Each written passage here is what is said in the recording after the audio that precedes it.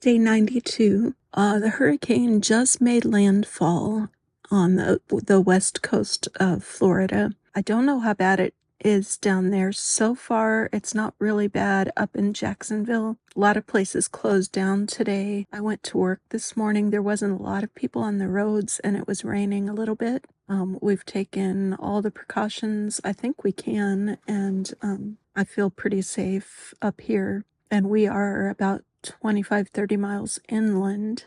We are about a mile from the St. Johns River, though. So if it were to flood, there might be a problem, but we are also up in elevation. I feel pretty good about it. Still very concerned for the people down there. And even the manager at my job texted me today and said they're under a tornado warning. She's in Orlando, and that was this afternoon, so it really is pretty powerful down there. But wanted to talk about something, and I may revisit it later.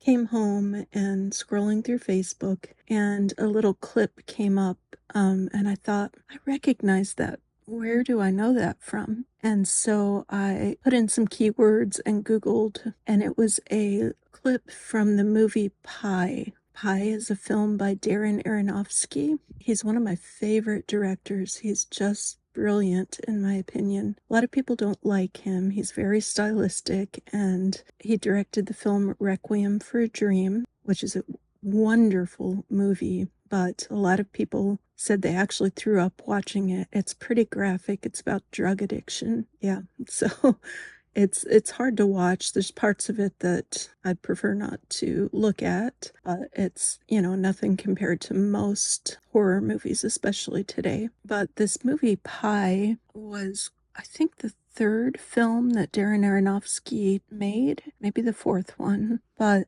I found myself, it's a black and white film, and it's just beautiful. It's a beautiful looking film. And I thought when I saw that little clip, I went back and watched the trailer and thought, I really need to watch this again because I'm at such a different place in my life as far as understanding of things and my worldview than I was the first time I watched it. I think that it would mean something different to me now if I saw it again.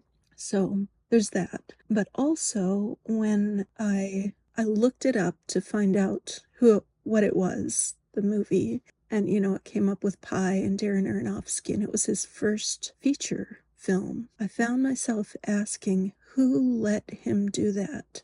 Who gave him permission to direct that? And then I stopped myself. I looked him up first and realized nobody really gave him permission to do that. He grew up with Teachers for Parents.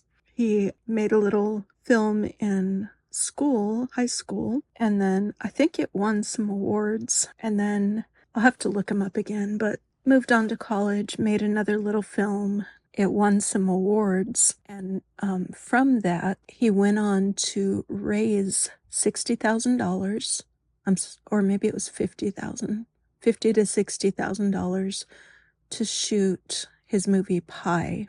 It was brilliant, great movie, and he made several million from it. I'm not sure exactly what it was, but then because of Pi, he went on to direct Requiem. But, with Pi and his films before that, nobody gave him permission. He went out and did it. I found myself asking the same thing about Shonda Rhimes. Who gave her permission to do this? Like, nobody gave her permission. She went out and got it. She did it herself and worked her way up. Just thinking about that today, like, nobody's going to give you permission. You just have to go do things. I'll probably talk more about it sometime because it's a lot of us, me included, wait for permission. Like, and we have excuses that we can't do XYZ because, like, for me, can't do XYZ because women are not directors. Women are rarely directors.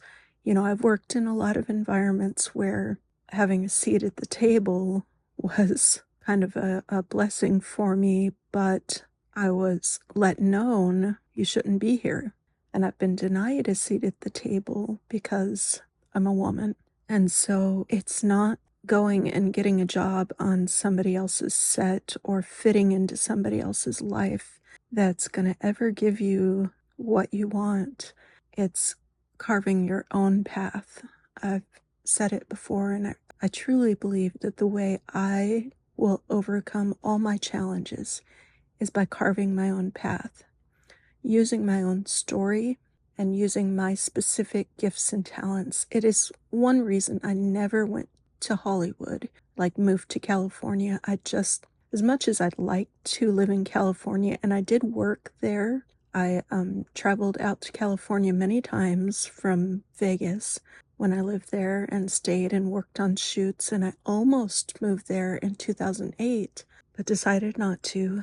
But it's one reason I never wanted to go work in a big studio for somebody else.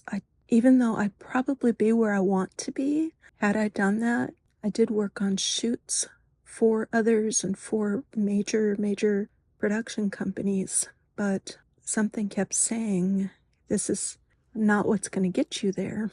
But had I done that, kind of like Shonda Rhimes, I probably would be where I want and able to pull my own strings and do my own thing now. But on the same hand, there's nothing saying tomorrow I can't go out there and do it.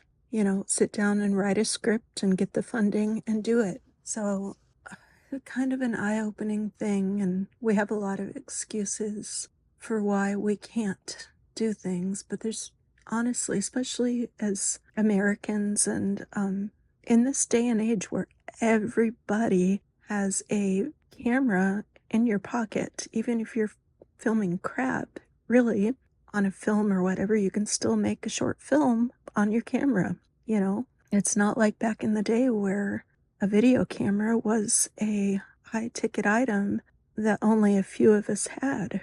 So, yeah, it'd be great to be shooting on Panavision or the Red or whatever, but there's no reason not to start now. Anyways, that's what I'm thinking about tonight. I'm gonna go ahead and get it uploaded and go to bed early tonight and get up early tomorrow.